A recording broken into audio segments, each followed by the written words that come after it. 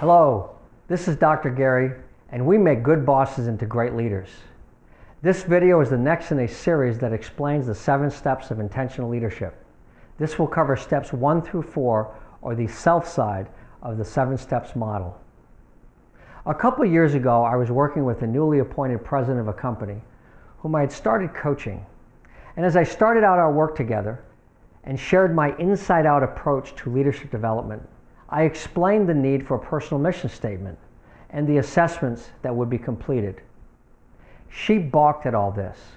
In fact, her comment to me was, "I don't need this navel-gazing stuff." Well, typically this is non-negotiable when I coach executives. However, there was something unsettling about her resistance to writing a personal mission statement and learning about emotional intelligence and her strengths. So I let it go and see what would happen.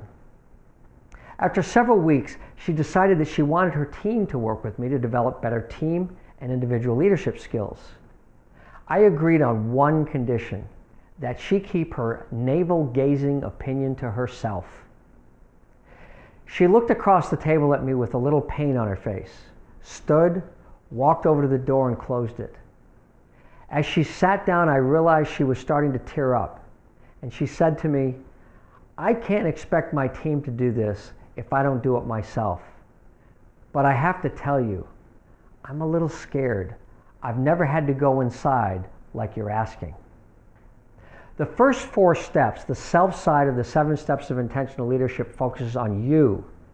As the story depicts, for some, it can be a little scary. And to be an effective leader, it's necessary. It's necessary to overcome the fear and the discomfort of going inside for some people. Step 1 is personal mission and balance. Step 2 is building emotional intelligence. Step 3 is focusing on strengths.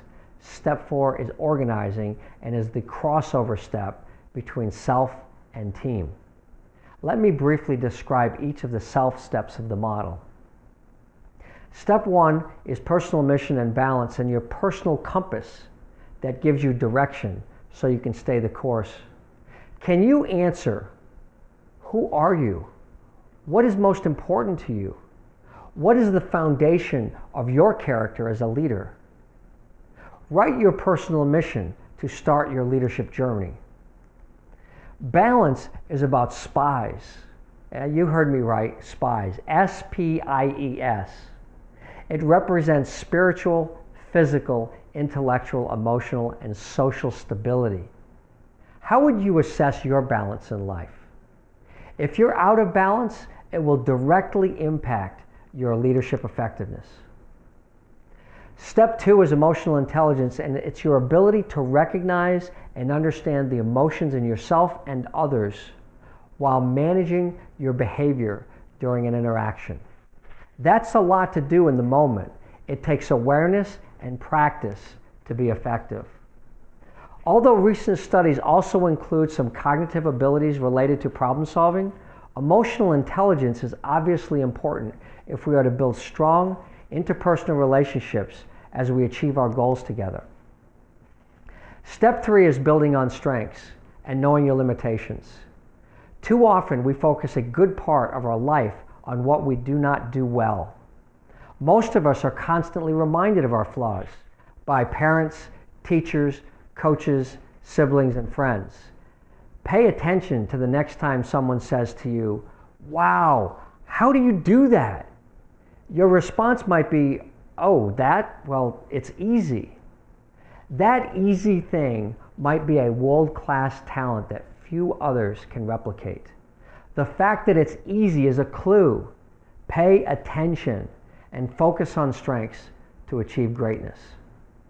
Step 4, organizing yourself is knowing your goals, roles, and priorities to get the most important things done in your life.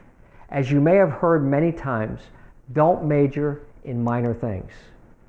If people are to follow you, they need to have the confidence in you. This is best achieved by being a role model of organization. Use your mission statement to understand your roles, to set your goals, and to select the most important tasks to complete. There you go, the inside scoop of the self side of the 7 steps of intentional leadership.